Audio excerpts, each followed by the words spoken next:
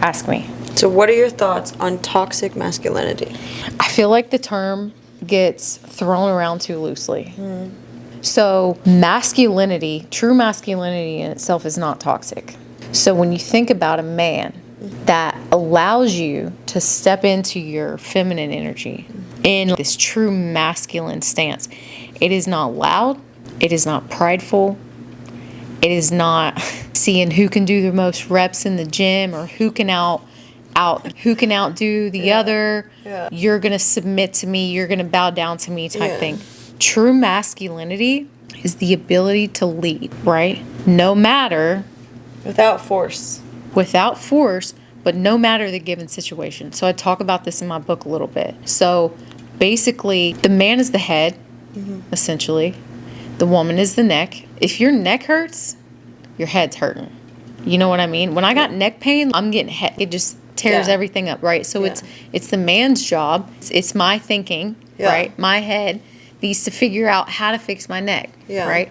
In a sense. So when I think of true masculinity, what that looks like for me is allowing me to be a woman in every sense that comes with. So not taking on my shit, not negating your own emotions, right?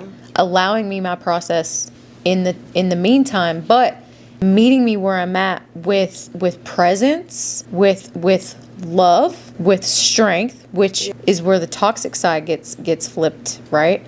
The strength that means, okay, we're not okay. Let's fix this. Not games, not pointing fingers, not any of that. This is what's happening. This is what I need. What do you need? Let's fix this, right? Where the toxic side comes in is when I feel like men think that they have to be strong in a sense to where they hide their emotions, right? They have to act like they've got it all figured out and they're under control. They're not going to cry. They're going to be the loudest one in the room. Super boastful, super egotistical. That is not alpha. The alpha watches the pack from the back. You know what I mean? He knows every single assignment. So the toxic side comes in when you're trying to overcompensate for feeling less masculine, which is a double-edged sword. It doesn't work. And the only way to fix that, in my opinion, is to get in touch with your emotions. It's okay for men to be emotional. It's okay for them to cry. It's okay for them to have emotions. What's not okay is for them to hide them in a way to where now they're coming out in all the wrong ways. It's not okay to be over. It's not okay to be over emotional as a man in a way when you already have a woman in the relationship that's the emotional one. And if you are feeling all of these emotions, take it to someone. Don't take it to her. Interesting. Yes. I don't know if I agree with that fully. Which part? The end? Not taking your emotions to your partner. The overly emotional side. What is overly emotional? As a man, not a woman. Right. What is overly emotional as a man? Where's that line? For lack of a better term, like being a crybaby consistently. Woe is me, playing victim. My life sucks. Please fix this. What am I doing wrong? Like that. I wouldn't say that that's necessarily overly emotional. Only because I want to be careful with the words that we use. Okay. If we're saying you can't be overly emotional, I feel like that's toxic masculinity, is telling that you can't be overly emotional. You can only be a certain amount of emotion all because you're a man. Women can be more emotional. I don't think that that's what you mean. No, that's not what I mean. I feel like because that is literally what you were explaining, is playing victim, is being pessimistic and just being negative. Negative. That's not, that is being negative isn't positive. It's not productive. Right, correct. But no, I agree. So to sum it up, I guess the correct term would be not taking accountability for the place that you play in the relationship, right?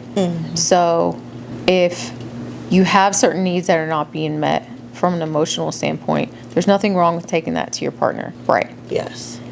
They need to be able to meet you halfway in that. Now, when that's not being reciprocated and you continue to stay in that situation and cry about it, that's on you, right? So toxic masculinity, I think, was created by feminists. Why do you think that? Because somewhere along the way, women started hating men. We started blaming them for a lot of our problems. I have been one of them as well. Even turned away from men and was dating only women. Hated men, right? Men, all they think about is with the thing between their legs. All they care about is themselves. They're selfish. They don't know how to tune into women, right? So that now we have turned an entire generation more towards the woman stepping into the masculine role, which unfortunately for myself, I don't have a choice, right? I haven't met that other half. I am the only provider. You have to. Right. Be in your masculine. However, I have had terrible experiences with men, and I still don't think he's the problem. I don't blame other men for, I used to. I think that it quite possibly is my choice in the men that I have continued to entertain or not let go of, right? And also, women have gotten so sick of being beaten up by men that now we have turned them into the villain, right? Which is by no means not a bad thing, because women have been done wrong by men. But it's not a matter of gender. It's a matter of person. Abuse knows no gender. Exactly. Because I've been in relationships with men and women, and there's nothing different. It is just the person. So it is unfair for women and people who are all about girl power, if you will, to say that men are the issue. No, the issue is we need men to step more into their masculine role and lead us women the way that we need to be led in order to be taken out of that masculinity ourselves. I agree. Now, is it always safe to do that? Not with all men. Depends on the man. Depends on whether or not he is able to do that. You have to earn trust with any relationship. Depends on the man, depends on the woman. He has to have already stepped into that side of himself that is capable of leading. Or you're just going to cause more harm to the woman. So what I would argue, when I talk to conservatives all of a sudden, I'm like, holy shit, I'm liberal. I would argue that it's absolutely not feminists that created this problem. I believe that it is our culture. Society has created toxic masculinity, for sure. The culture is creating a space and making expecting men to shut up and not have feelings and just, what is it Suck they say? it. Suck it up. Don't have feelings. Don't have emotion. Don't be a little bitch. You know what I mean? That is our culture, not feminist. A true feminist loves men.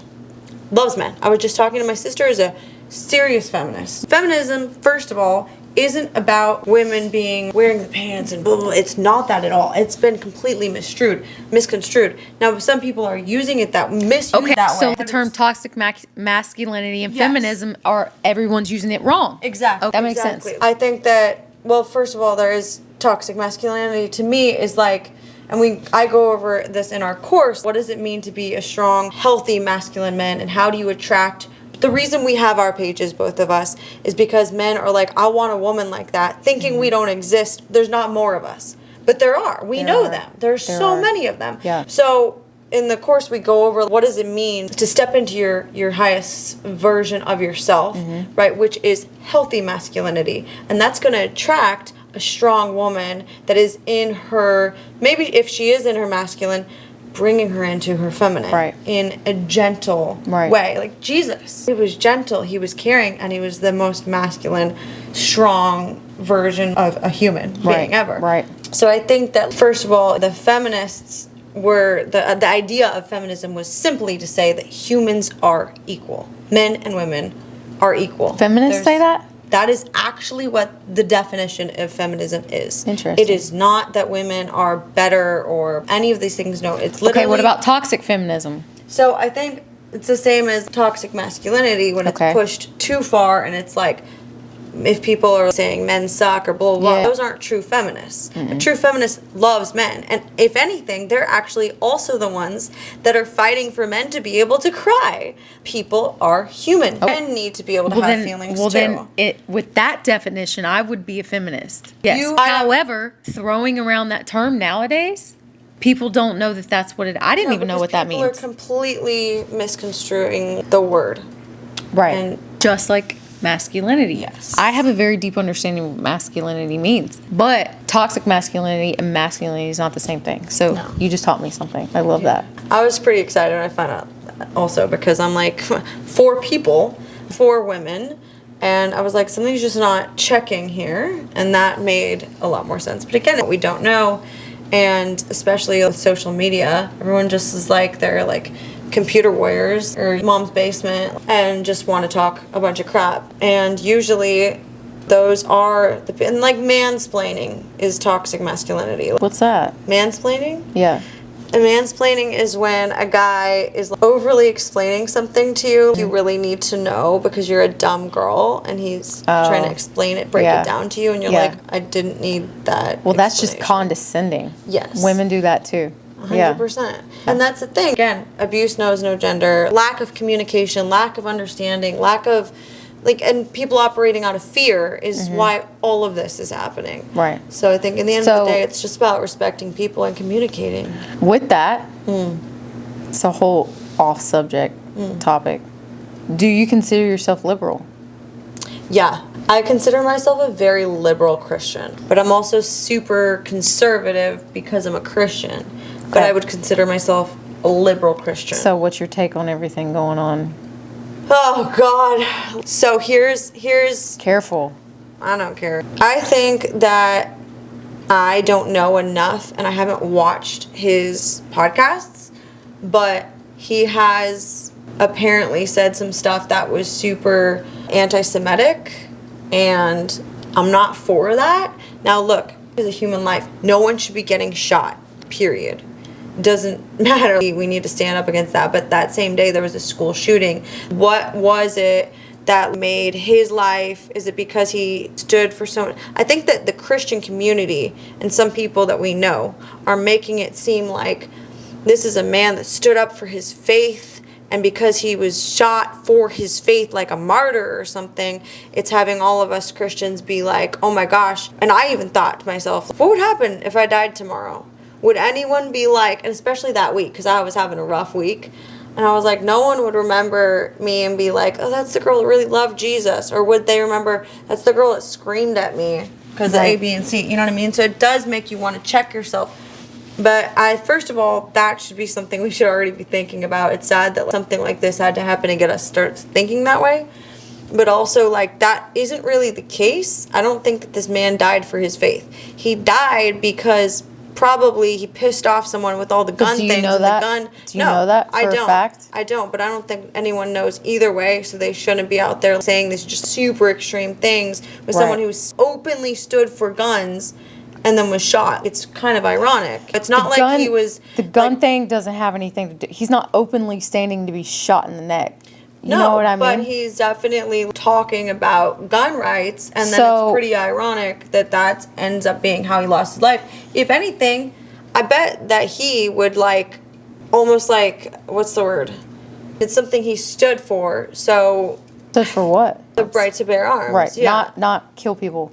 No. It's a very big difference. No, but I think that the way that this community is misconstruing it to be like he died for his faith. He wasn't out there like Jesus on the cross. I don't know if I agree with that part. It's very touchy, which is why it is touchy, going crazy. And it's interesting that we're having this conversation based on where you stand and where I stand, right? Yeah. Well, I have a friend that's very Jewish, and she has been what was she saying? She has been watching his stuff for years, and she says he's not anti-Semitic. So it's there's just so many... But you would need to watch his stuff to be able to get that viewpoint, right? Yes. Is that fair? So what I can say is I don't think that he died for faith. Did you watch his stuff? Yes. Before this ever happened. Which is weird because I don't really follow a lot of people on Instagram. I don't get involved in politics ever.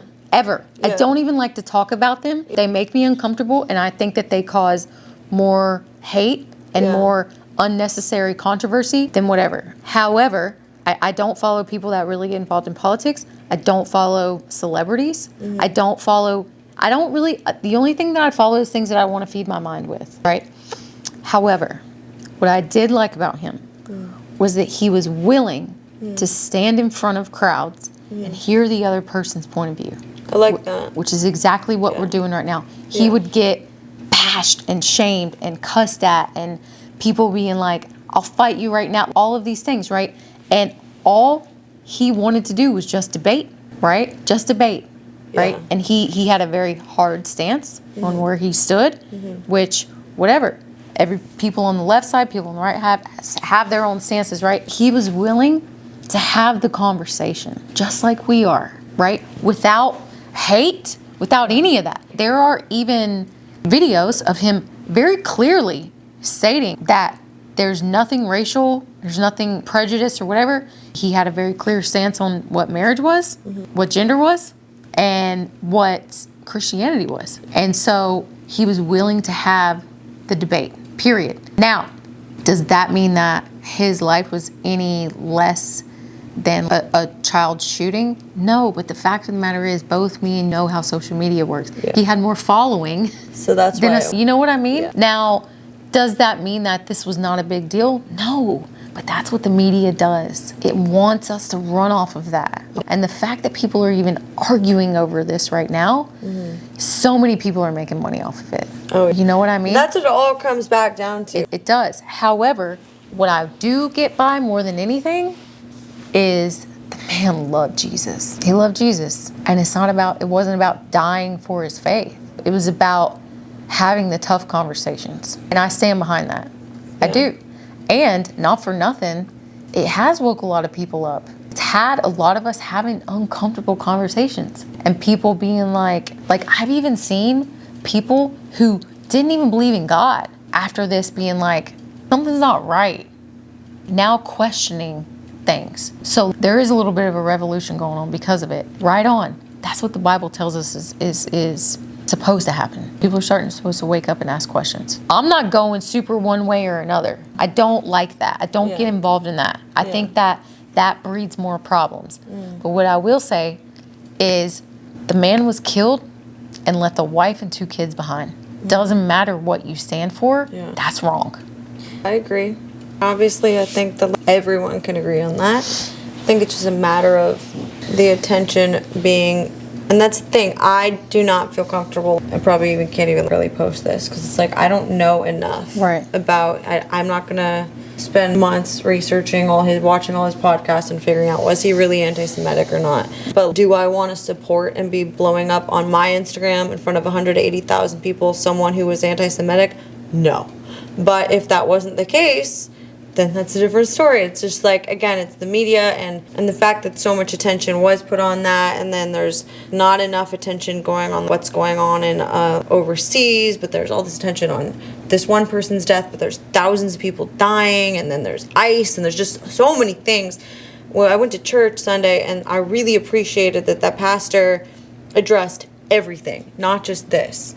This stirred the pot. But it got a lot of people also upset because they're like, why are you so focused on this when there's all this other stuff going on? But that's what the media does. It finds something that it can make money off of, that can go viral. But was anybody worried about any of that stuff before any of this happened? That's the issue, yes. But there's always something. No one was. There's always something going on. But no one was talking about that stuff as much as they're talking about him. That's the issue. That people are having, those few small people that have been posting. My sister posts about the issues overseas all the time. So then she's like, well, okay, all you guys want to report this one guy dying now. What about these starving children, these dying children, these people? He left behind a child and a mother. There's wives, pregnant women, and children being brutally murdered. And why are we not talking about that? So I think that's kind of the issue. But also it's not as close to home. And that's the issue. Why don't we care? Because it's not our country. Just because it's not in front of us. It's not our country. But there's still people. They matter. But can we do anything about that? Yeah, of course. What can you do right now? If everybody was contributing money or time or effort or posting about it, yes, of course. We have billions. For a political war overseas? You could do something. There's always stuff you can do. Just like this shit was out of our hands, that shit's out of our hands too. Nothing's fully out of our hands. There's always something you can do. There's always ways you can contribute and do more. And I think that even I absolutely call myself on it. Being an American and just being like, sometimes I catch myself stressing about just the stupidest stuff. And I'm like, I need to be out there doing more. Whether it's we have problems at home. The homeless population is crazy. The drug epidemic is wild. In Seattle, I would walk outside and there's someone that looks like they're dead on the sidewalk. What are you doing about it? That's what I'm saying. Right. We need to be doing more. And so that's the real issue. And I think that we just got to do something about it. And I got to start volunteering or whatever. But the fact that this even happened is making you ask that question. Well, I was there's worrying a- about there's- it. I was asking that question before too. And I've been like, I have done stuff and I'm not doing enough. But I've actively been calling myself on it for a while and looking into like, this isn't the reason. If I start volunteering more, it's not going to be because of this. Right. I knew this. I've Right. known this. And that's something when I slow down, and that's why it's so important to slow down. When I slow down, I prioritize the things that matter most. And that's one of them. Yeah. Like, how am I going to sit there on social media and post my pretty pictures and my quotes if I'm not actually like, helping people, using tithing, whatever. Even if it's finding, and do your research if you're going to donate money.